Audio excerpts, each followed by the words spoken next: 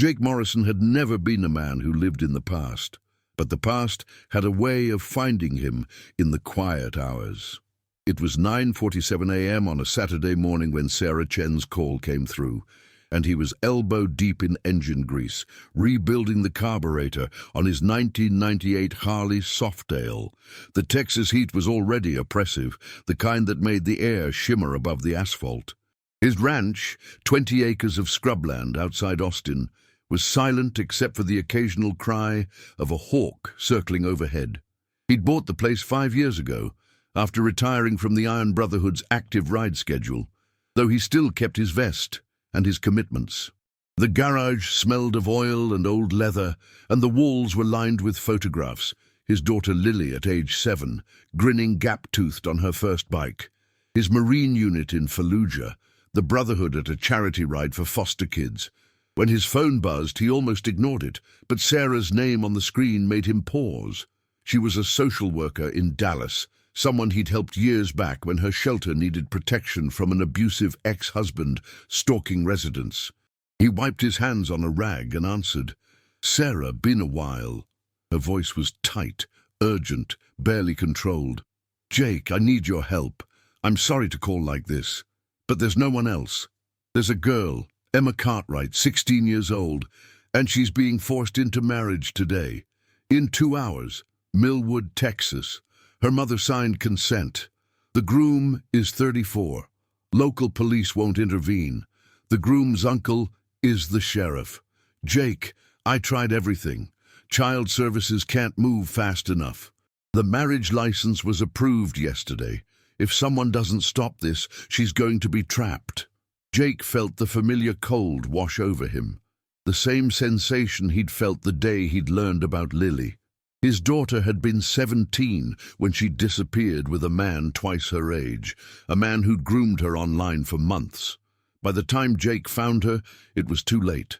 She'd taken her own life 3 weeks into that nightmare.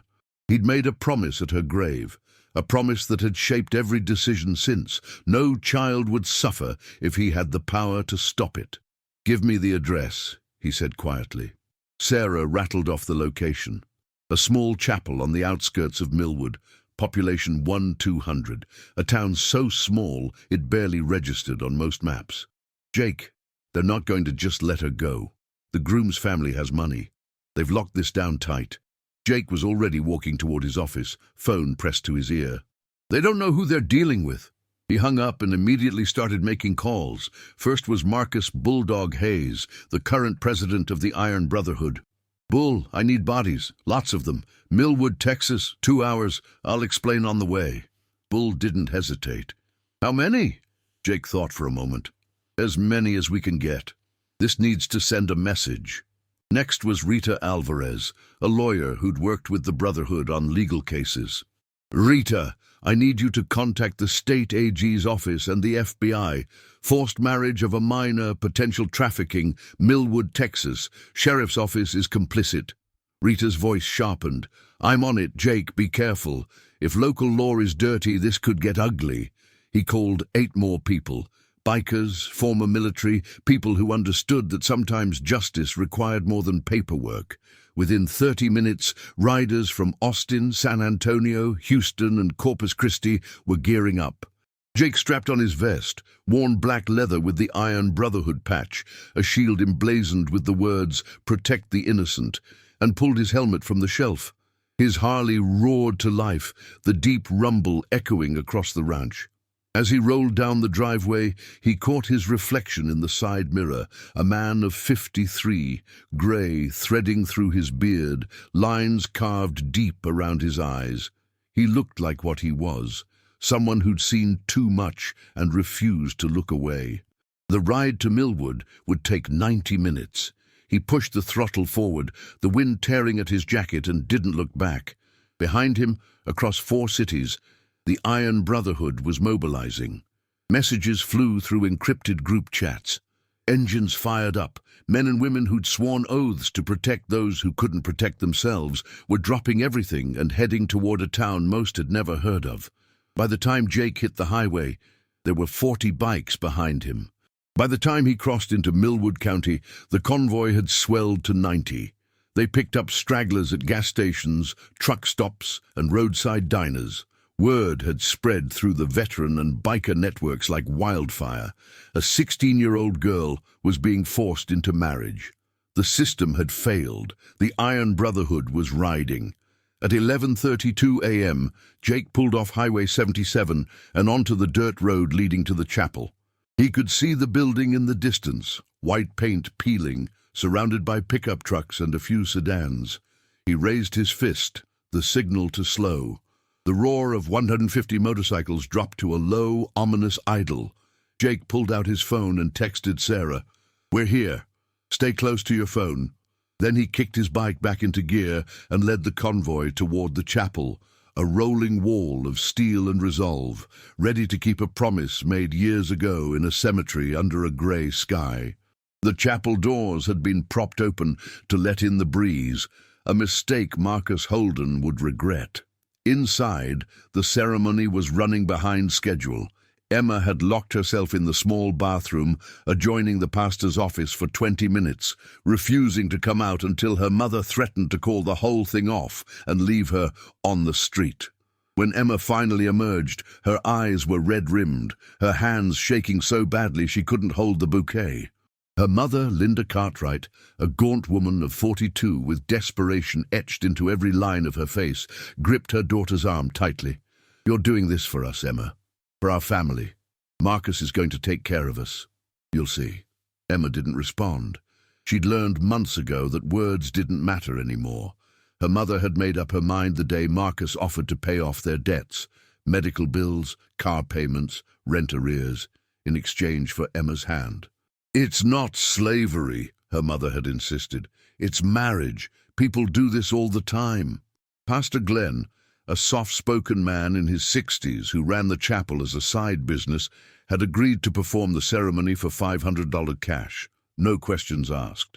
He'd done weddings like this before, young brides, older grooms, parents who looked the other way. It wasn't his place to judge, he told himself. He was just there to say the words. Marcus stood at the altar, dressed in an ill-fitting suit, his thinning hair slicked back with too much gel. He looked at Emma with a possessive satisfaction that made her skin crawl. She'd met him only 3 times before today. The first time, he'd commented on how mature she looked for her age. The second time, he'd bought her an expensive necklace and told her mother within Emma's hearing that he knew how to take care of his investments. The third time, he'd kissed her on the mouth without asking, and when she'd pulled away, he'd laughed and said she'd get used to it. The small congregation, maybe 30 people, consisted mostly of Marcus's relatives and a few neighbors Linda had guilted into attending. No one from Emma's school was there. Her best friend, Jenna, had tried to talk her out of it, had even threatened to call the police, but Emma had begged her not to. "It'll just make things worse," she'd whispered. "My mom will hate me forever. We'll lose everything." So Jenna had cried and hugged her and promised to be there if Emma ever needed her. But Jenna wasn't here now. No one who truly cared about Emma was here. That's what made the sound of the motorcycles so startling. It was the sound of people who cared, even if they'd never met her. The rumble started as a distant vibration, like thunder rolling in from the plains, and grew steadily louder. At first, Marcus ignored it, assuming it was traffic on the highway, but Emma heard it, and something inside her shifted. Hope, fragile and desperate, flickered to life. Pastor Glenn was midway through the opening prayer when the roar became unmistakable. Heads turned toward the windows. Through the dusty glass, figures on motorcycles began to appear, dozens of them, lining the gravel road that led to the chapel. The pastor stuttered to a halt. Marcus's face flushed. "What the hell is this?" His uncle, Sheriff Dale Holden, a heavy-set man with a badge pinned to his civilian clothes, stood up from the third pew. "I'll handle it. Probably just some troublemakers passing through." But the bikes didn't pass through. They stopped. Engines cut off one by one, leaving a tense, expectant silence. And then the chapel doors swung open. Sunlight poured in, and framed in the doorway stood a man who looked like he'd walked out of a legend. Tall, broad-shouldered, his face weathered by years of hard living and harder choices. Behind him, the road was lined with bikers, their presence a silent declaration. Jake Morrison took 3 steps into the chapel, his boots echoing on the wooden floor, and let his gaze sweep across the room. He saw the girl first, young, terrified, drowning in a wedding dress that didn't fit. He saw the groom, older, arrogant, already bristling with indignation. He saw the mother clutching a tissue, her face a mask of stubborn denial. And he saw the sheriff, hand already moving toward his belt, though whether for his phone or his weapon, Jake couldn't tell. "This wedding," Jake said, his voice calm but carrying the weight of absolute certainty, "is over." The silence that followed was suffocating. Then Marcus exploded. "Who the hell do you think you are? This is private property. You're trespassing." Jake didn't move. His eyes remained fixed on Emma. "I'm someone who made a promise to never let a child be sold. And that's what this is. Let's not pretend otherwise." Linda Cartwright shot to her feet, her voice shrill. "You don't know anything about us. This is family business. Marcus loves my daughter. He's going to give us a better life." Jake finally looked at her, and the pity in his eyes made her falter. "Ma'am, love doesn't back a 16-year-old into a corner. Love doesn't use poverty as blackmail. What you're doing here isn't marriage, it's surrender. And your daughter deserves better." He turned his attention to Marcus. "And you. You're 34 years old. You know exactly what you're doing. You're not a husband. You're a predator with a legal loophole." Marcus's face twisted with rage, but before he could respond, Sheriff Holden stepped forward, his voice hard. "Morrison, I know who you are. You and your biker friends need to leave before I arrest all of you for disruption and trespassing." The girl's mother consented. "This is legal." Jake smiled, but there was no warmth in it. "Is it, Sheriff? Because I've already contacted the State Attorney General's office. They're very curious about how a 16-year-old got a marriage license in a county where you oversee civil records, especially when your nephew's name is on the application. They're also interested in the judge who approved it, Judge Carver, right? The one you play poker with every Thursday night at the VFW hall?" The sheriff's face went pale. Jake stepped closer, his voice dropping but losing none of its intensity. "Here's how this is going to play out. You're going to step aside. Emma is going to walk out of here with us. We're going to take her somewhere safe, and she's going to have the chance to make her own choices. Or you're going to explain to federal investigators from the FBI's Human Trafficking Division why you facilitated the forced marriage of a minor. Your call, Sheriff." The room was frozen. No one moved. No one spoke. And then, quietly, Emma's voice broke the silence. "I want to go." Every head turned toward her. Her mother gasped. Marcus started to protest, but Jake raised a hand, and 2 bikers stepped forward, both former Marines, their expressions unreadable. Marcus fell silent. Jake walked slowly toward Emma, his movements deliberate, non-threatening. He stopped a few feet away and crouched slightly to meet her eyes. "Emma, I'm Jake. You don't know me, but I'm here because a friend asked for help. These people behind me, they're not here to scare you. They're here because they believe you deserve a choice. If you want to leave, we'll take you somewhere safe. If you want to stay, that's your decision too. But I need you to know, you have a choice." "You always had a choice." Emma looked at her mother, and for a moment something like grief passed between them. Then she looked at Marcus, and all she felt was revulsion. Finally, she looked back at Jake and nodded. "I want to leave." Jake stood and extended his hand. Emma took it, and together they walked toward the door. What unfolds next is a battle not of fists, but of wills.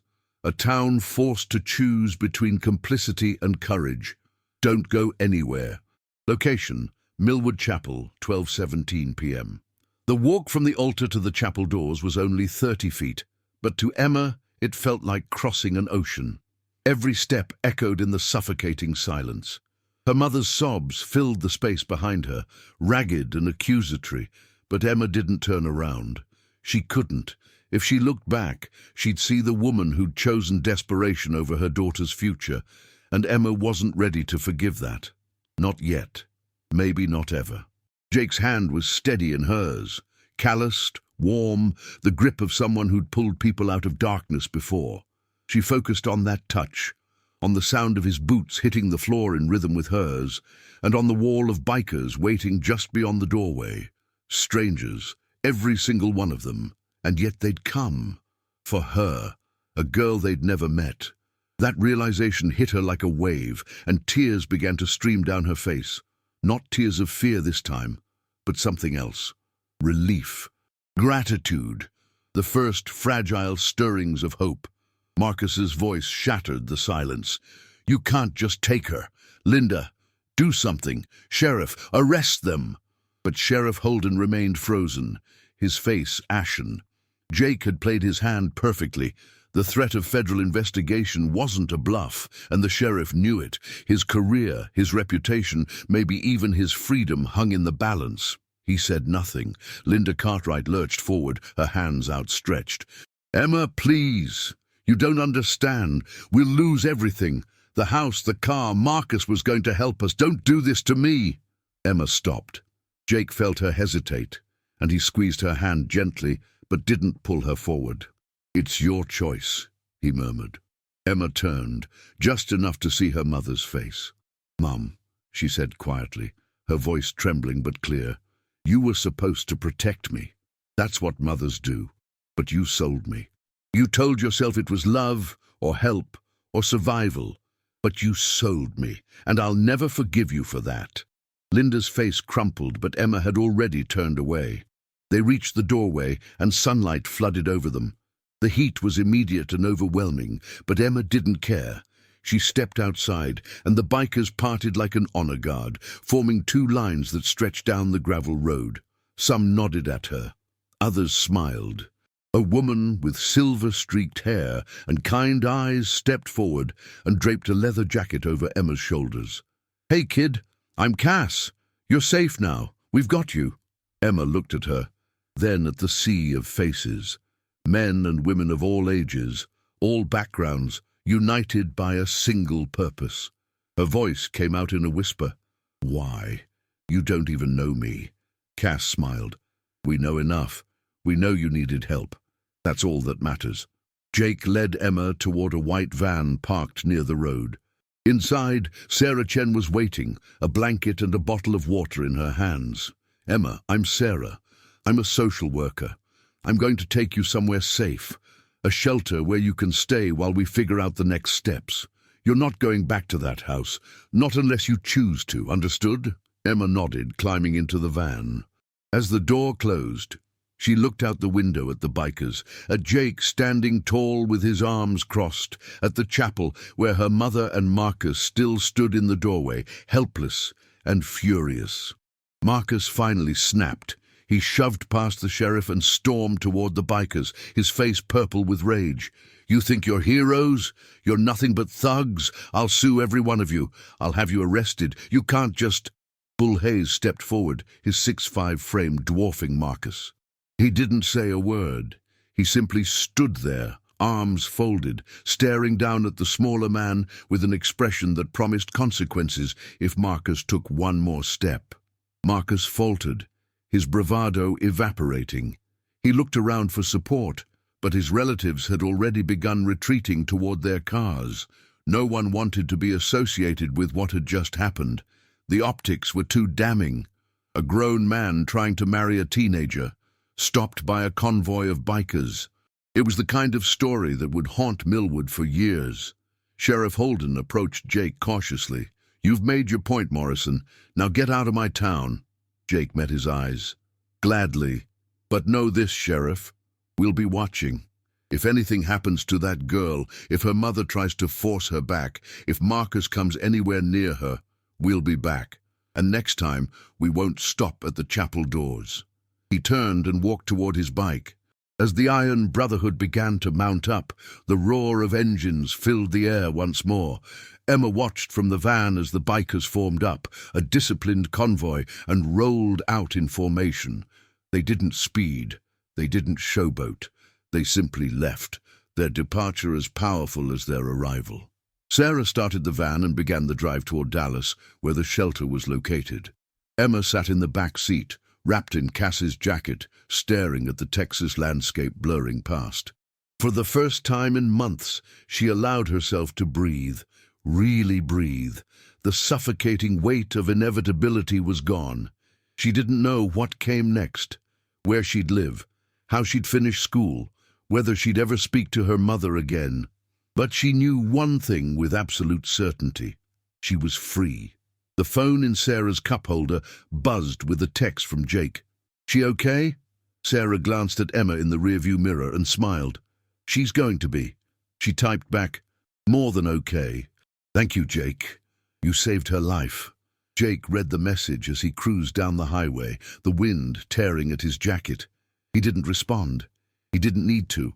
This was what he did, what he'd promised to do. For Lily, for every child the world tried to swallow. He'd keep riding, and he'd keep answering the calls, because some promises were worth everything. The town of Millwood had never seen anything like it. By the time the Iron Brotherhood's convoy disappeared down Highway 77, phones were already buzzing. Videos recorded on shaky cell phones began circulating. Grainy footage of 150 bikers surrounding the chapel, of Jake Morrison standing in the doorway like a figure from a western, of Emma Cartwright walking out in a wedding dress that hung off her small frame. Within hours, the story had spread beyond Millwood's borders. Local news stations picked it up, then regional outlets. By evening, it was trending on social media. Bikers storm wedding to save teenage bride. The reactions were swift and polarized. Some hailed the Iron Brotherhood as heroes, others condemned them as vigilantes. But in Millwood itself, the response was more complicated. This was a town where everyone knew everyone, where secrets were currency and reputation was everything. And now, Millwood's dirty laundry was being aired for the world to see. Sheriff Dale Holden sat in his office, door locked, phone ringing non-stop. He ignored it. On his desk sat a formal letter from the Texas Attorney General's office, delivered by courier at 3 p.m., requesting his presence for an interview regarding irregularities in marriage license applications. Another letter from the FBI's San Antonio field office requested documentation on all marriage licenses issued to minors in the past 5 years. Holden knew what this meant. His career was over. Maybe worse. He thought about Marcus, his nephew, the kid he'd helped raise after his brother died in a refinery accident. Marcus had always been entitled, always taken shortcuts, but Holden had covered for him, fixed traffic tickets, buried a DUI. And when Marcus had come to him 6 months ago with a plan to marry some girl whose mother was desperate for money, Holden had made it happen. He'd expedited the license, pressured Judge Carver to approve it, told himself it was legal, that the mother had consented, that it wasn't his place to question. Now, sitting in his office with the blinds drawn, Holden realized he'd crossed a line he couldn't uncross. Marcus was holed up at his house on the outskirts of town, refusing to answer calls. His family, once prominent in Millwood, owners of a struggling car dealership, had gone silent, avoiding public spaces. Marcus's mother, Dale's sister-in-law, had called him twice, her voice shrill with panic. "You have to fix this, Dale. They're destroying us." But there was nothing to fix. The damage was done. Meanwhile, Linda Cartwright had become a pariah overnight. Neighbors who'd once pitied her now avoided her. The grocery store manager asked her not to return after other customers complained. Someone spray-painted "Child Seller" on her driveway. She spent the day scrubbing it off, crying alone in the Texas heat, her phone silent. Emma hadn't called. Emma hadn't texted. Linda told herself her daughter would come around, that she'd realize the sacrifice had been necessary, but deep down, she knew the truth. She'd lost Emma forever. At the shelter in Dallas, Emma sat in a small but clean room, staring at the ceiling.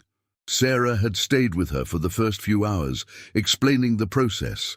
Emma could stay here as long as she needed. Child Protective Services had been notified, But since Emma was 16, she had some autonomy in deciding her next steps. Sarah had also arranged for a lawyer, pro bono, courtesy of Rita Alvarez, to help Emma navigate emancipation proceedings if she chose to pursue them. "You're not alone anymore," Sarah had said, squeezing her hand. "You have options now. Real options." Emma had nodded, too overwhelmed to speak. Now, alone in the quiet room, she replayed the day's events. The roar of the motorcycles, Jake's calm, unwavering voice. The moment she'd taken his hand and walked out of that chapel. She thought about her mother, about the years of struggle and poverty that had shaped their lives. She understood, in a distant, intellectual way, why Linda had made the choice she had. But understanding didn't equal forgiveness. Not yet. Her phone, taken by her mother weeks ago and returned by Sarah, buzzed with a text from Jenna. "OMG, Emma. I saw the video. Are you okay? Where are you?" Emma typed back, "I'm safe. I'll explain later. Thank you for believing me." Jenna's response was immediate. "I love you. I'm here, always." Emma smiled, the first genuine smile she'd felt in months. Downstairs, Sarah was coordinating with Jake via text. He'd sent her a message earlier. "How's she doing?" Sarah had responded, "Adjusting. Still in shock, I think, but she's strong. She'll be okay." Jake wrote back, "If she needs anything, money, legal help, protection, tell her to call me. We'll handle it." Sarah showed the message to Emma later that evening. Emma stared at the words, her throat tight. "Why does he care so much?" she asked. Sarah hesitated, then decided Emma deserved the truth. Jake lost his daughter. She was 17. A man groomed her online, convinced her to run away with him. By the time Jake found her, she'd taken her own life. He blames himself. He made a promise at her grave that he'd never let another child suffer if he had the power to stop it. You're not the first person he's helped, and you won't be the last. Emma felt tears welling up. She thought about Jake standing in that chapel, facing down a corrupt sheriff and an angry groom, all for a girl he'd never met. She thought about the 150 bikers who'd dropped everything to ride to Millwood, and she realized something profound. The world was full of people who would hurt you, yes, but it was also full of people who would protect you, people who would keep promises, people who wouldn't look away. That night, as Emma lay in bed in the shelter, she made a promise of her own. She didn't know what her future looked like yet, but she knew she wouldn't waste the freedom Jake and the Iron Brotherhood had given her. She'd finish school, she'd build a life, and someday, when she was strong enough, she'd help someone else the way they'd helped her. That was how promises worked. They rippled outward, touching lives, changing futures, and Emma Cartwright was done being a victim. From now on, she'd be a survivor, and maybe eventually a protector too. 3 weeks after the chapel incident, the ripples had turned into waves. The Texas Attorney General's office had launched a formal investigation into marriage licenses issued in Millwood and surrounding counties. They'd uncovered 17 cases over the past decade where minors, mostly girls between 15 and 17, had been married to significantly older men with parental consent. In each case, Sheriff Holden's office had fast-tracked the applications. Judge Carver had rubber-stamped them, and in several instances, the grooms had financial ties to local officials. It was a systemic pattern of exploitation hidden behind legal loopholes and small-town complicity. The scandal made national news. CNN ran a segment titled "The Town That Sold Its Daughters." The FBI opened a human trafficking investigation, and Sheriff Holden, along with Judge Carver, resigned in disgrace. Criminal charges were pending. Marcus Holden had become a ghost. He'd left Millwood the day after the wedding attempt, reportedly staying with relatives in Oklahoma. But the internet had a long memory. His photo circulated widely, accompanied by the label Predator. His family's car dealership closed within 2 weeks, unable to withstand the boycotts and public outrage. His mother released a statement claiming Marcus had been misunderstood, but it only made things worse. Linda Cartwright, meanwhile, had lost everything. She'd been evicted from her rental house after missing 2 months of payments. Marcus's promised financial help had evaporated. She moved into a motel on the highway, paying by the week, and took a job at a truck stop diner. Emma hadn't contacted her. Sarah had offered to facilitate a mediated conversation, but Emma declined. "I'm not ready," she'd said quietly. "Maybe I never will be." Sarah understood. Some wounds didn't heal with time. Some required distance, boundaries, and the acceptance that forgiveness wasn't always possible or necessary. Emma, for her part, was thriving in ways she hadn't thought possible. The shelter had connected her with a foster family in Dallas, a couple in their 50s, both retired teachers who specialized in short-term placements for older teens. They gave Emma her own room, enrolled her in a local high school, and asked nothing in return except that she follow basic house rules and attend therapy. The therapy, initially something Emma dreaded, had become a lifeline. Her counselor, Dr. Marissa Tran, had helped her process the trauma of the past year, the financial desperation, her mother's betrayal, the forced engagement. "You've been carrying the weight of your mother's choices," Dr. Tran had said during one session. "That's not your burden to bear. You're allowed to be angry. You're allowed to grieve the mother you deserved but didn't have, and you're allowed to move forward without guilt." Those words had unlocked something in Emma. For the first time, she allowed herself to feel the full scope of her anger and pain, and slowly she began to let it go. Jake Morrison, true to his word, had stayed in touch. He didn't hover.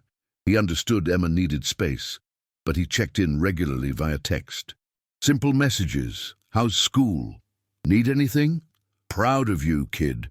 Emma had responded sporadically at first, unsure how to engage with this man who'd saved her life, but over time she'd opened up.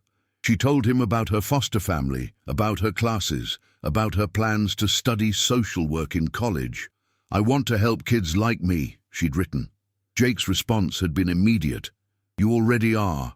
By surviving, by thriving. That's the hardest part." Emma had saved that message. She read it whenever doubt crept in. The Iron Brotherhood, meanwhile, had gained unexpected notoriety. Membership applications surged, donations poured in for their legal defense fund and victim support programs. Several other victims of forced child marriage reached out, sharing their own stories and asking for help. The Brotherhood began partnering with advocacy groups to push for legislative changes, raising the minimum marriage age, eliminating parental consent loopholes, increasing penalties for facilitating child marriages. Rita Alvarez, the lawyer who'd coordinated the legal strategy during the Millwood incident, became the Brotherhood's unofficial legal counsel. She worked pro bono on cases involving minors at risk, and she pushed for federal legislation to close the gaps that states like Texas had exploited. "What happened to Emma happens every day," Rita said in an interview with NPR. "We just don't see it because it's hidden behind paperwork and family silence. The Iron Brotherhood didn't break the law in Millwood, they exposed it." Bull Hayes, the Brotherhood's president, was more blunt in a separate interview. "We're not vigilantes. We're citizens who refuse to look away. If that makes us controversial, so be it. We'd rather be controversial than complicit." The public response was overwhelmingly positive, though not without critics. Some legal scholars argued the Brotherhood had set a dangerous precedent by intervening in a lawful ceremony. Others worried about the slippery slope of civilian enforcement. But most people, when they saw the footage of Emma walking out of that chapel, understood one simple truth. Sometimes the law wasn't enough. Sometimes justice required people willing to risk everything to do the right thing.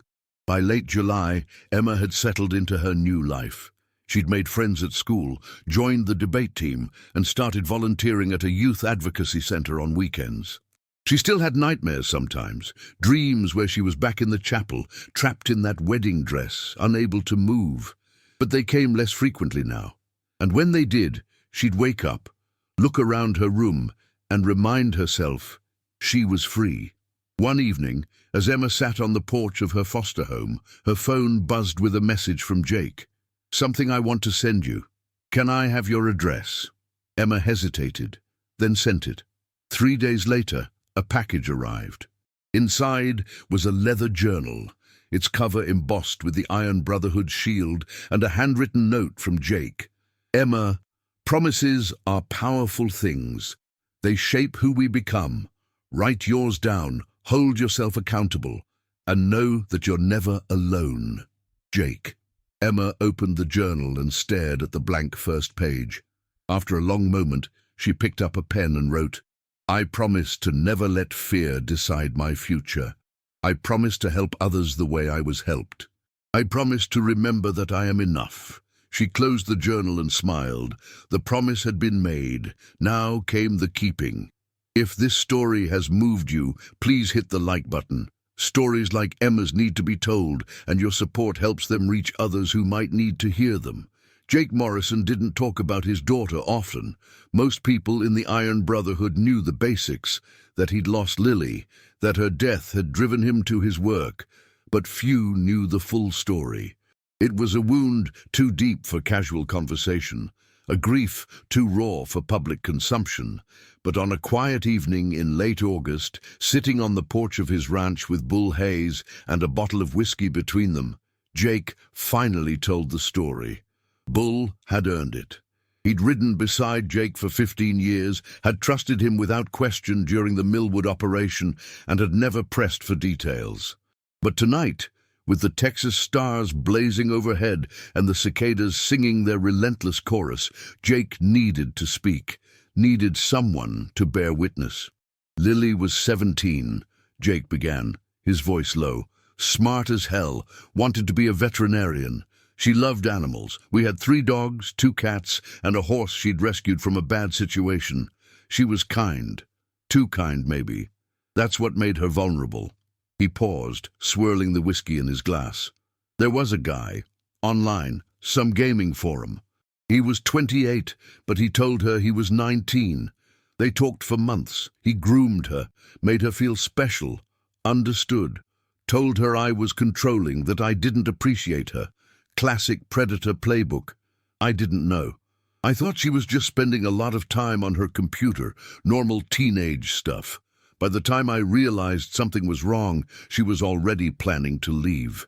Bull listened in silence, his jaw tight. Jake continued.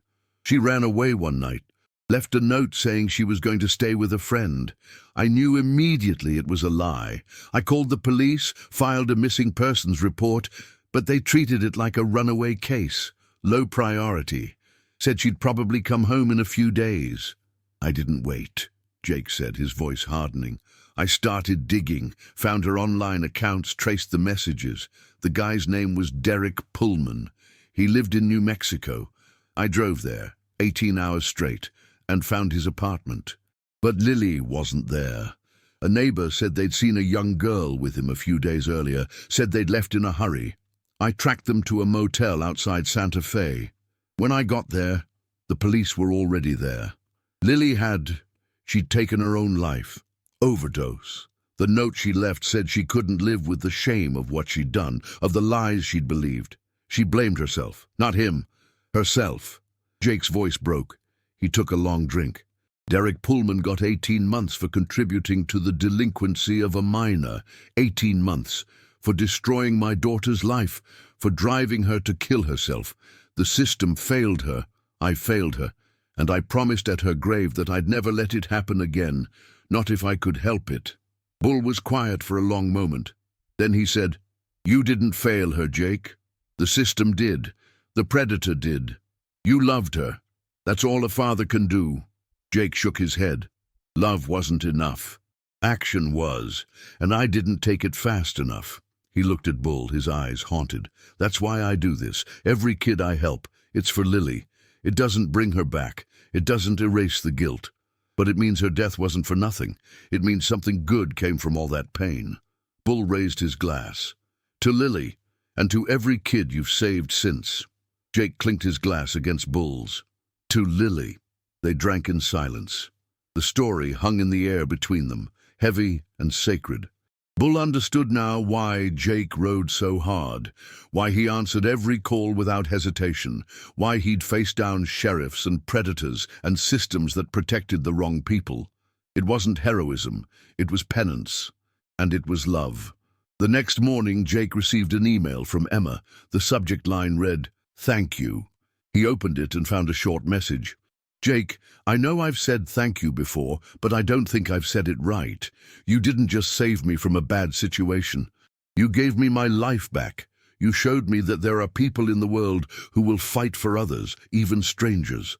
I want you to know that I'm not wasting this chance. I'm going to make something of myself. I'm going to help people the way you helped me.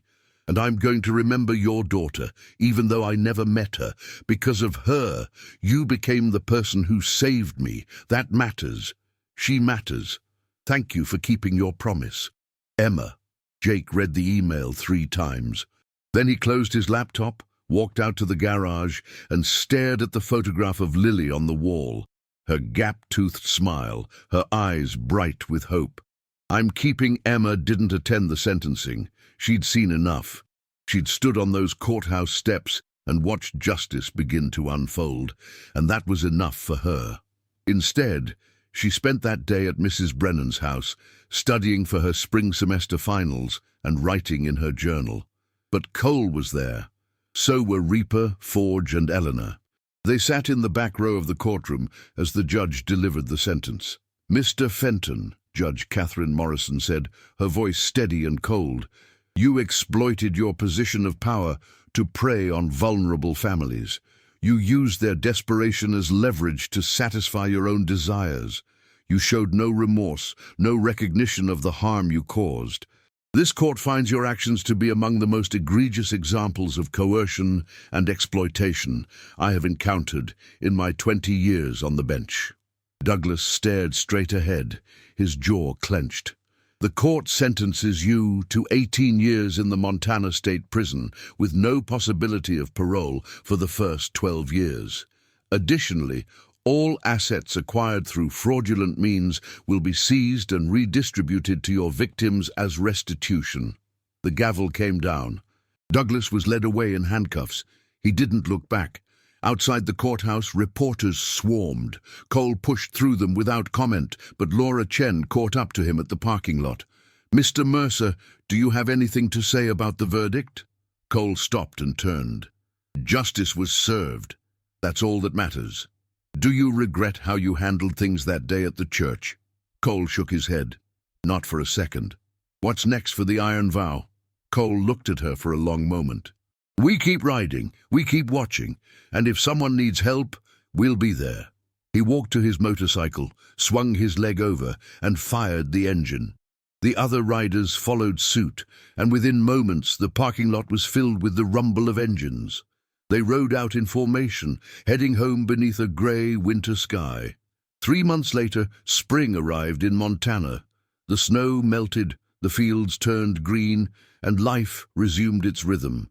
Emma graduated from high school with honors. She'd been accepted to the University of Montana with a full scholarship. She planned to study social work.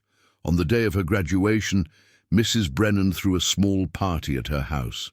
Emma invited a few friends from school, her therapist, and Laura Chen, who'd become something of a mentor, and she invited the Iron Vow. Cole arrived with Reaper, Forge, and Elena, along with a dozen other members. They parked their bikes along the street and walked up to the house carrying gifts, books, a leather journal, a framed photo of Emma speaking at the conference. Emma met them at the door, wearing her cap and gown, beaming. "You came." "Of course we came," Cole said. He handed her a small wrapped package. "This is from all of us." Emma unwrapped it carefully. Inside was a silver bracelet engraved with a single word, "Unbreakable." Her eyes filled with tears. "Thank you for everything." Cole placed a hand on her shoulder. "You did the hard part. We just opened the door." The party lasted into the evening. They ate cake, told stories, and laughed. At one point, Emma stood and raised her glass of sparkling cider.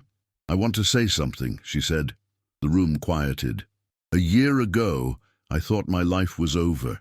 I thought I had no choice, no voice. no future. And then a group of people I'd never met rode into my life and showed me that I was wrong. They showed me that courage isn't about being fearless. It's about doing what's right, even when you're terrified. She looked at Cole.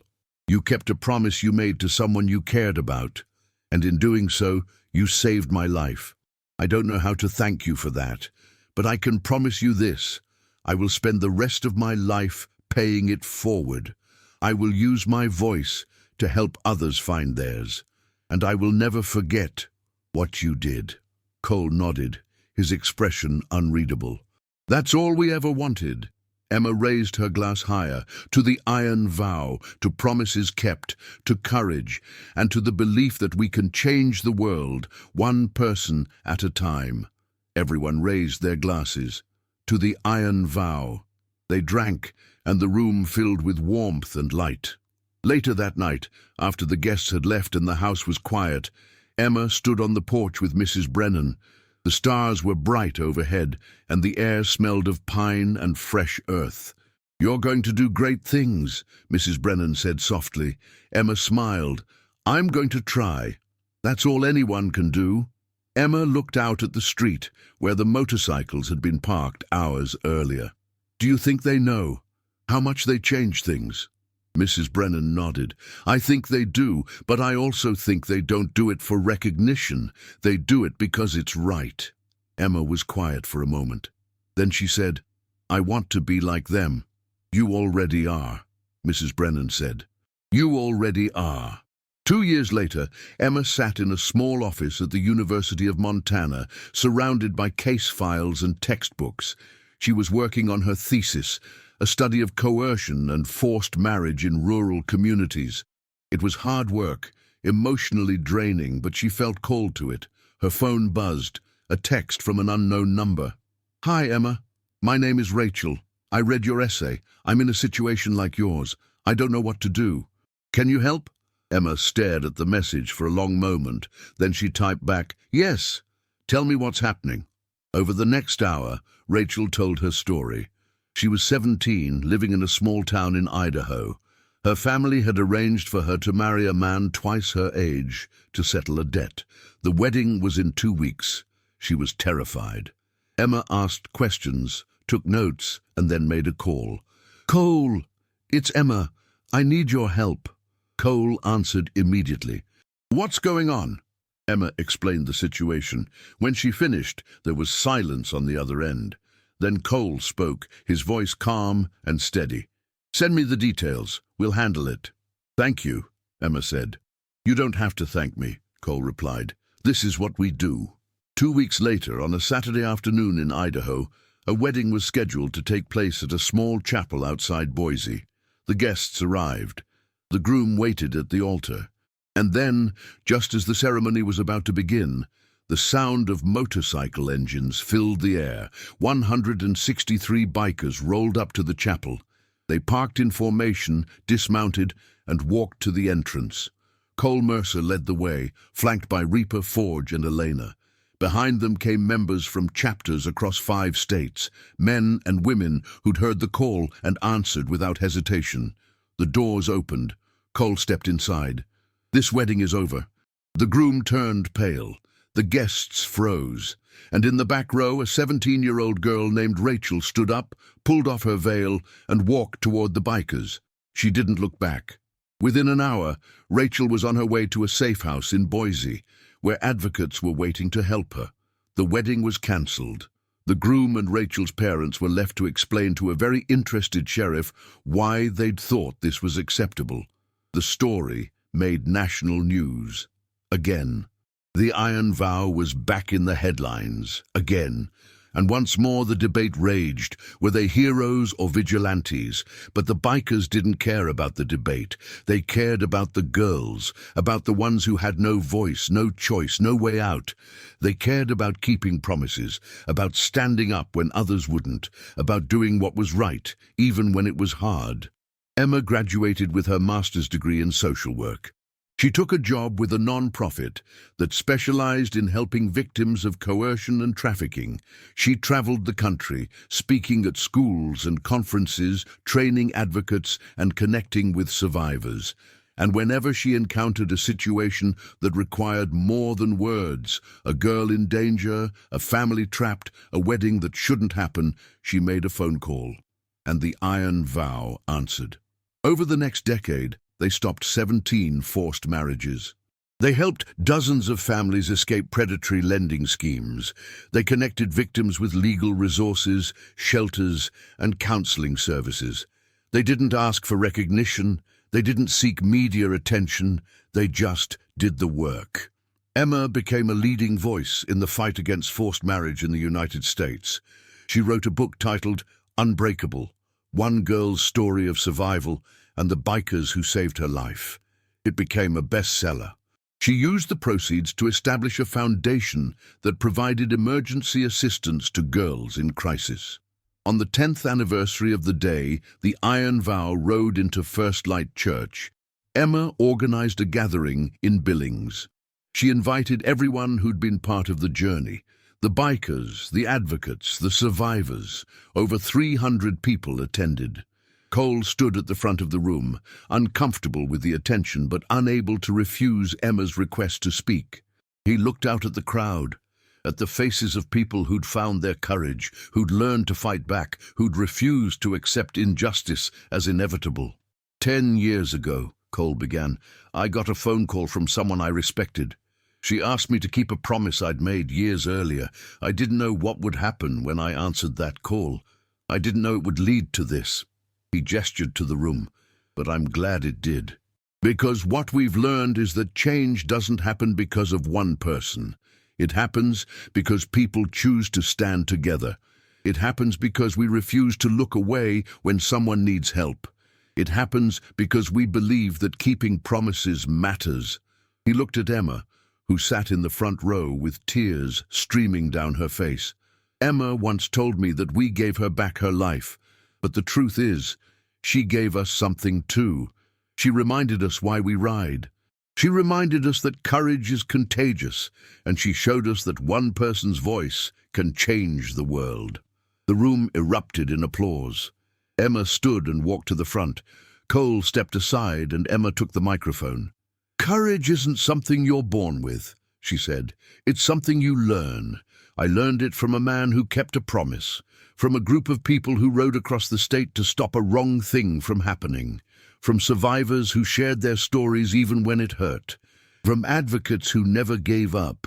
She paused, her voice thick with emotion. If you're watching this, if you're in a situation like I was, know this: you are not alone. There are people who will fight for you. There are people who will stand beside you. You just have to reach out. You just have to ask. She held up her wrist, where the silver bracelet still gleamed.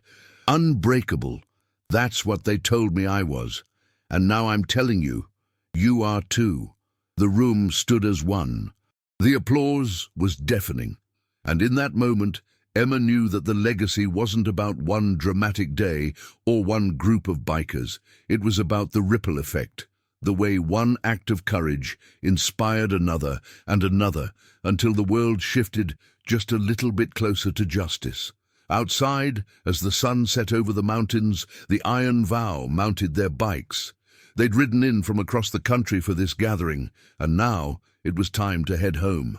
Cole fired up his Harley, felt the familiar rumble beneath him, and looked at the road stretching into the distance. Reaper pulled up beside him. Where to next, Prez? Cole smiled. Wherever we're needed. Always? Always. They rode out together, 173 strong, their engines roaring like thunder across the Montana plains. The sun dipped below the horizon, painting the sky in shades of gold and crimson. And somewhere out there, someone was making a phone call. Someone was asking for help. And the Iron Vow would answer, because that's what promises are made of. Thank you so much for watching this story. If it moved you, please subscribe to our channel and hit the notification bell so you never miss another journey of courage, honor, and redemption. We'll see you in the next one. Ride safe.